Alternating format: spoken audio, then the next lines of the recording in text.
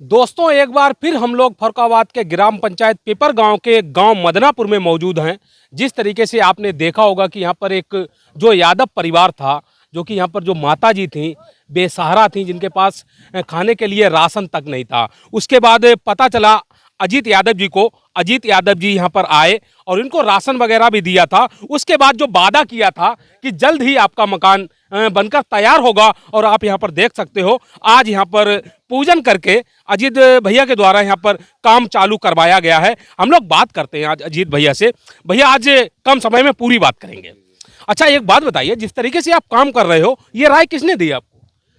ये प्रेमानंद महाराज जी से हमने बहुत कुछ सीखा है, और जिस हिसाब से वो ज़िंदगी को पूरा आदमी के सामने रख देते हैं और जो ईश्वर पे भरोसा करते हैं, तो हमें नहीं लगता है कि बहुत ज़्यादा दिमाग और उसमें लगाने की ज़रूरत पड़ती है।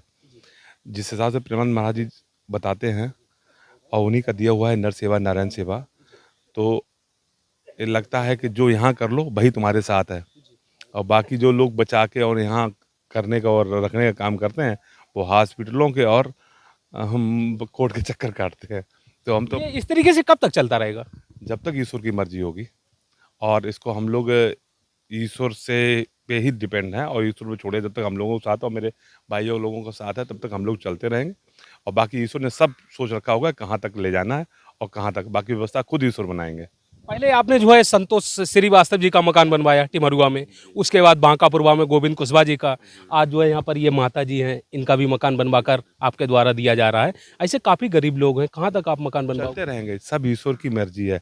हम ये कहें कि हम अपने मन से कुछ कर रहे हैं, तो अपने मन से कुछ भी नहीं कर रहे हैं। आदमी गलत फहमी पाले है ना, मैंने ही किया, किसी ने कुछ नहीं किया। सारी ईश्वर की मर्जी है, सर ईश्वर ही रास्ता दिखाता है, हर चीज़ की रास्ता ईश्वर दिखाता है। जो काम अधिकारियों को करना चाहिए, नेताओं को करना चाहिए, वो आपके द्वारा किया जा रहा है। वो उनकी कथनी उनकी करनी है, वो करेंगे, वो भरेंगे।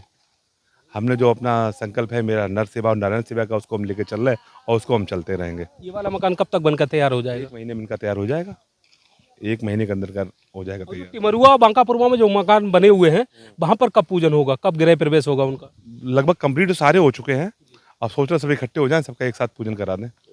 बिल्कुल। अच्छा, आज एक बात और पूछेंगे, अब जो है कौन सी पार्टी को सपोर्ट करते हो, किसका समर्थन करते हो? अब ये कहेंगे तो बहुत से लोगों को दिक्कत होगी।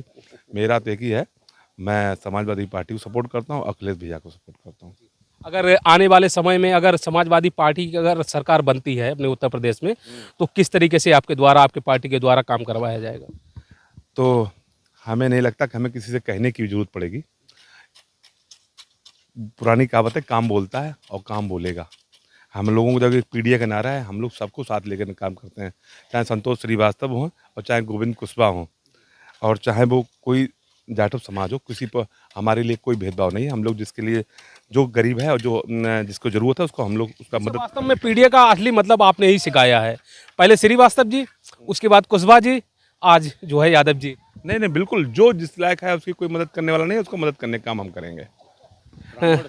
चौहान साहब, आप जो है भैया की टीम के हिस्सा हो, आप क्या कहना चाहोगे भैया के विषय में? मैं तो ये कहूँगा कि भाई जी हमारे, हम सब साथ होके जो भी काम कर रहे हैं, एक उद्देश्य लेके कर रहे हैं कि जो काम करें, किसी परेशान है कोई, जितनी भी हेल्प हो सकती है, और कोई हम नहीं कर सकते।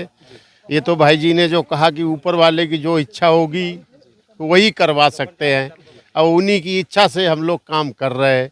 और रह गई ये कहाँ तक होगा, तो जहाँ तक ईश्वर की इच्छा होगी वहाँ तक हम लोग काम करते रहेंगे और साथ में आगे बढ़ते रहेंगे। आप जो है भरगा के निवासी हो और ब्लॉक राजेपुर पड़ता है, आपके ब्लॉक में भी भैया ने एक मकान बनवा कर दिया है गोविंद कुशवाहा जी का। बिल्कुल बिल्कुल, वहाँ भी हम लोग जो है 2-3 बार गए भी थे, और जब भी वो तैयार हो जाएगा तो फिर चलेंगे। आप सभी लोगों का बहुत बहुत धन्यवाद। और आज कुछ नहीं कहेंगे, सिर्फ उसी माता को प्रणाम करेंगे जिस माता ने अजीत भैया को जन्म दिया। अब काश जो है ऐसे व्यक्ति हमारे फर्रुखाबाद में और हो जाएं, तो जो गरीब हैं वास्तव में उनकी कंडीशन कहीं ना कहीं सुधर जाएगी।